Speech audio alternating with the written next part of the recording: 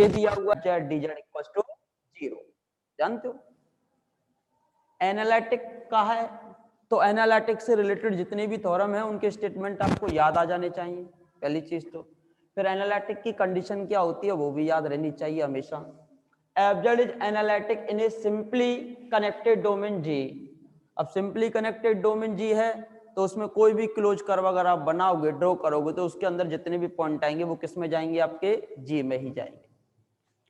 Then indefinite integral z not to z not is a fix point but z is a variable. z क्या है भाई, variable है।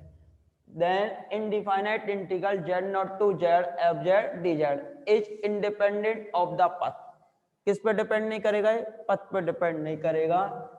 Joining z not with z in g, ठीक है भाई। अब जैसे मान के चलिए g है और g में कोई भी दो पॉइंट दिए हुए हैं, z नॉट तो फिक्स पॉइंट है, z एज ए वेरिएबल, तो z हमने कोई भी अदर पॉइंट ले लिया, ठीक है भाई। अब z नॉट टू z को कनेक्ट करने वाली एक कर्व दी हुई है, सपोज कीजिए कौन सी है, C1। एक पथ ले लिया आपने, कौन सा पथ ले लिया, C1 पथ ले लिया। z नॉट को z से कनेक्ट करने वाला आपने एक पथ कौन सा ले लिया, C1, ठीक है। वो कह रहा है कि पथ से इंडिपेंडेंट होगा, तो पथ से इंडिपेंडेंट होगा तो अगर आप दो पथ भी लेके चल रहे हो तो दोनों पथों के अकॉर्डेंस इंटीग्रेशन की वैल्यू कैसी आनी चाहिए, समान आनी चाहिए। तो हमने क्या किया कि z नॉट को z से मिलाने वाली एक तो कर्व ले ली हमने C1, और z नॉट को z से मिलाने वाली एक कर्व हमने सपोज करो कौन सी ले ली, C2। कौन सी कर्व ले ली, C2। और ये दोनों कर्व कौन से रीजन में लिए हैं आपने, सिंपली कनेक्टेड रीजन G में, ठीक है भाई।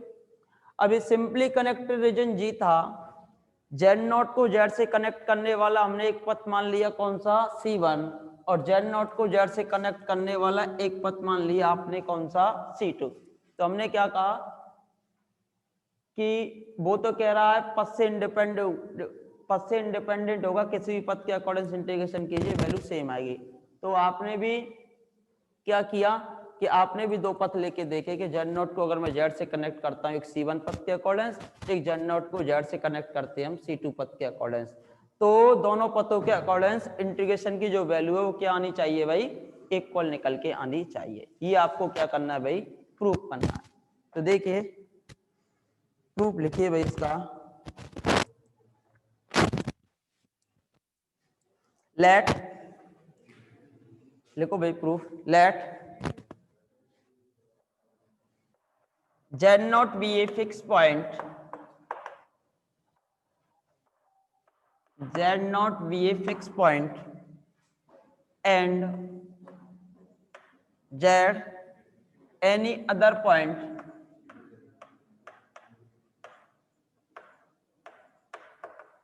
and z any other point in a simply connected region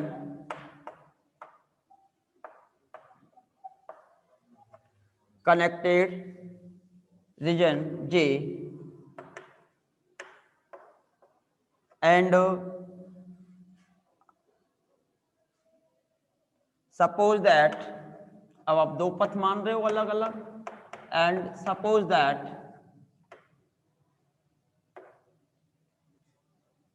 C1 and C2 we any two curves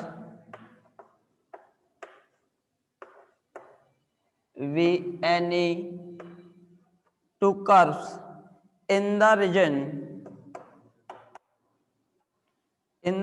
J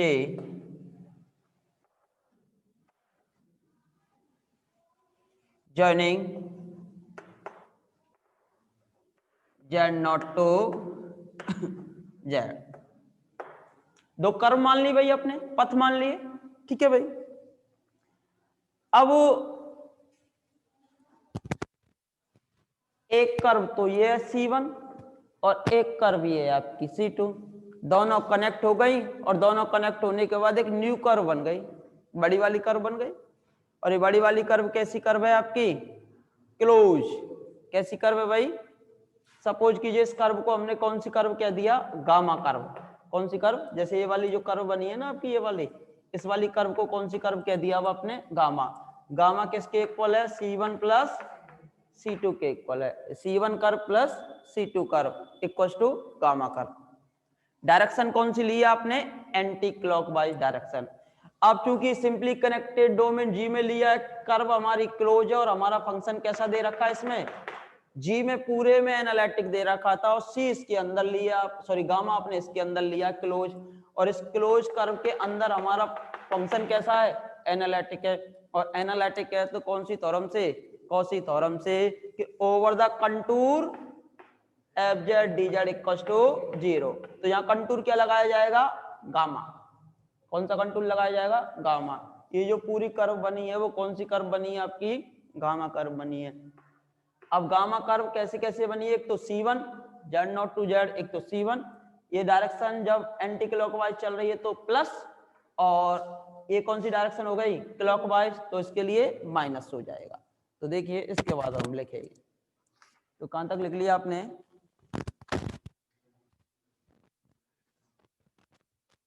paragraph change करके,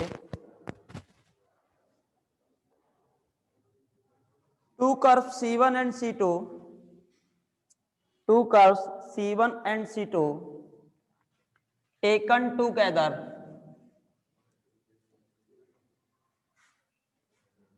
two curves C1 and C2 taken together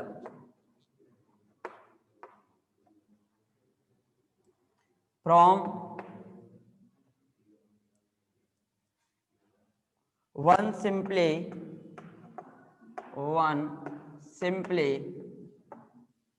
closed contour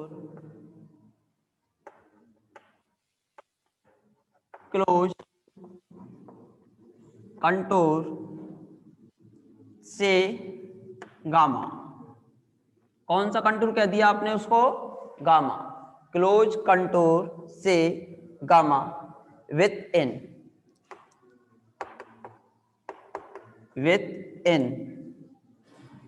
and on which fz is analytic,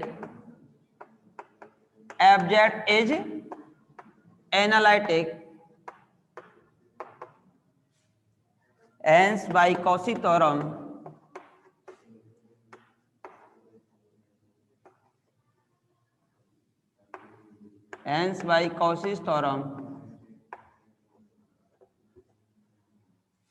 over the contour gamma fz dz equals to 0। बताइए कोई problem, over the contour gamma, over the contour gamma fz dz equals to 0, what integration is taken in anti-clockwise direction,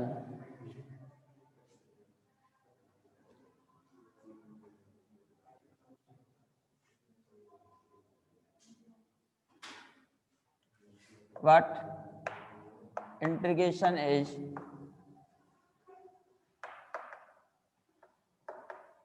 in anti-clockwise direction,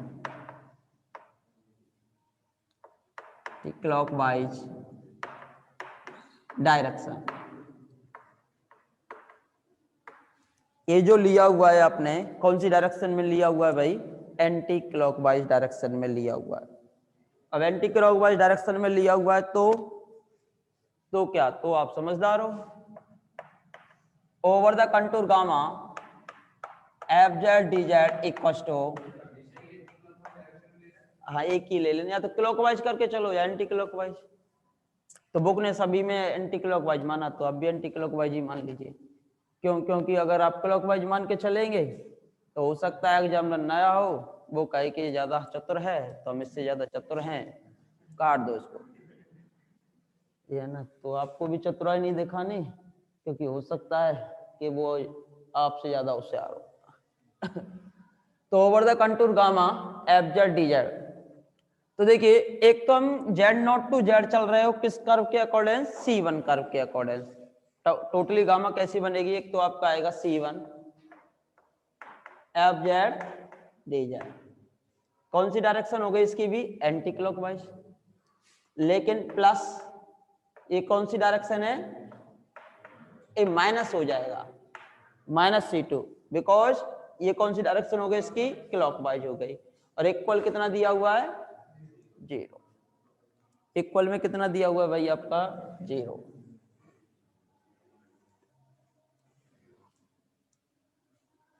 तो यहां से ये result आ गया, over the contour c f z d z एक plus minus का C2 f z d z equal to 0।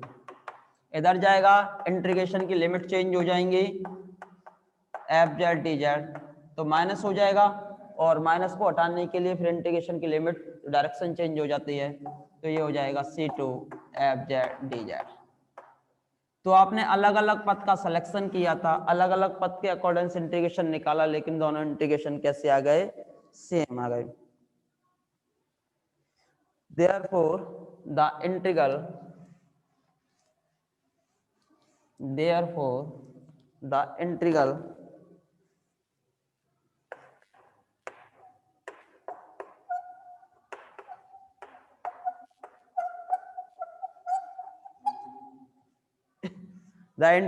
of the function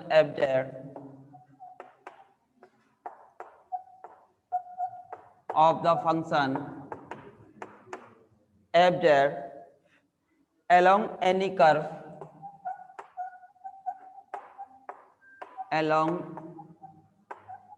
curve joining z0 to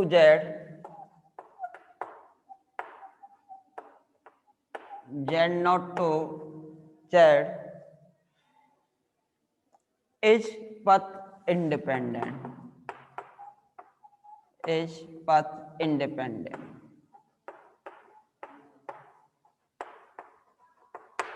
is independent of the path या path independent। ठीक है भाई, कोई problem, theorem आसान थी, अभी तक जितनी थ्योरम पढ़ी है सभी आसान थे, और जितनी भी डेफिनेशन पढ़ी है वो भी सभी आसान थे। फिर टफ क्या था, जिसने नहीं पढ़ा उसके लिए सब कुछ टफ था भाई। तो इसलिए अब डेफिनेशन लिखोगे आप किसकी, इनडिफाइनाइट इंटीग्रल और एंटी डेरिवेटिव की, इनडिफाइनाइट इंटीग्रल और एंटी डेरिवेटिव की।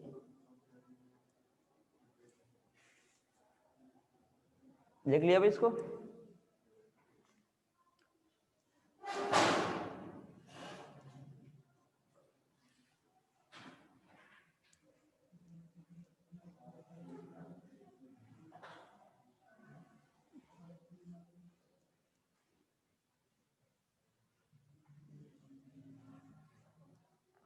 तो देखिए भाई,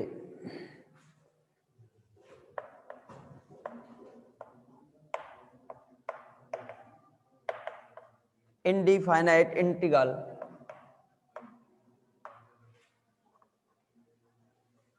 और anti derivative,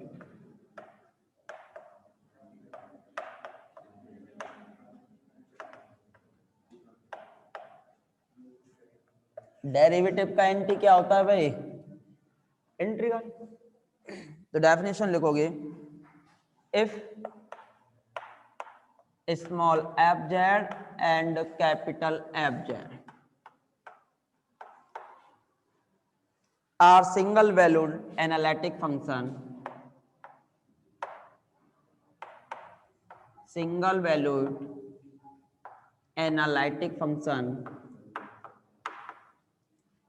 single valued analytic function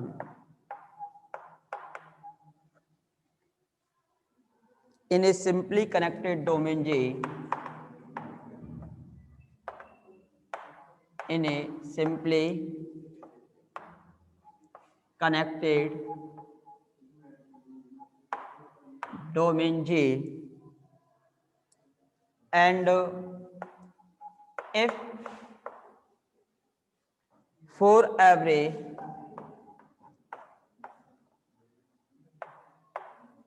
Z belongs to C,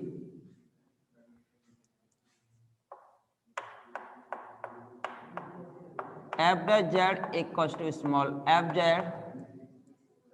then f z is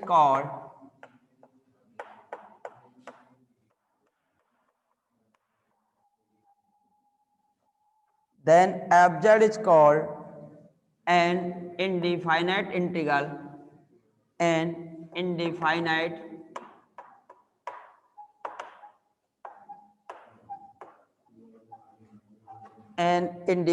integral of small f z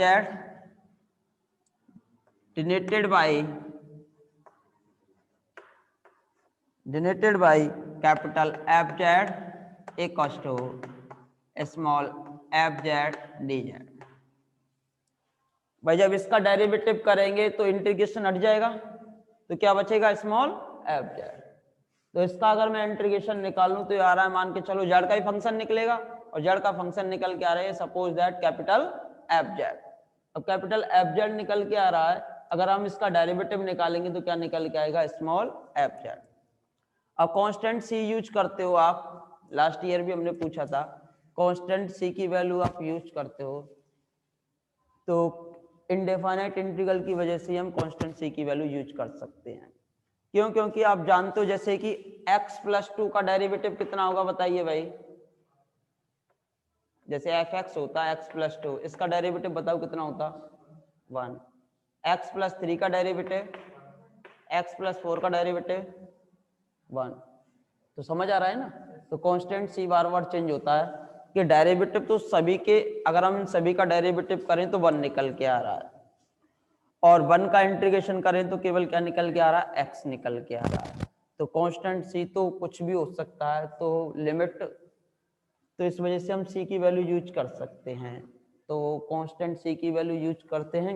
अगर हमारा इंटीग्रल डिफाइनाइट हो तो हमें सी की वैल्यू यूज करने की आवश्यकता नहीं होती, एक पर्टिकुलर केस लग जाता है, और पर्टिकुलर केस में सी की वैल्यू एक पर्टिकुलर निकल के आ जाती है। ठीक है भाई। तो कल जो हमारी नेक्स्ट क्लास होगी, वैसे चैप्टर नंबर 7 खत्म होते ही आपकी एक यूनिट खत्म हो जाएगी।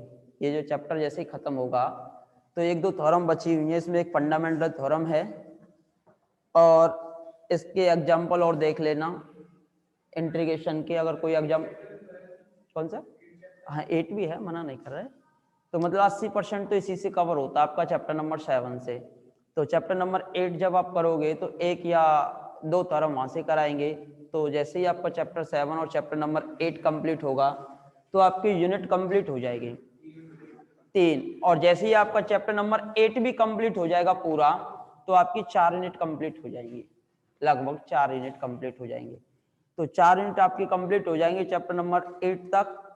फिर 9, 10 बचेगा, चैप्टर नंबर 9 और 10, तो यूनिट नंबर 5 बच जाएगी आपकी। तो 9, 10 तक आपकी यूनिट हो जाएंगी कंप्लीट। 11, 12 तक प्रेजेंट में हट चुका है और करना भी नहीं है। ठीक है भाई।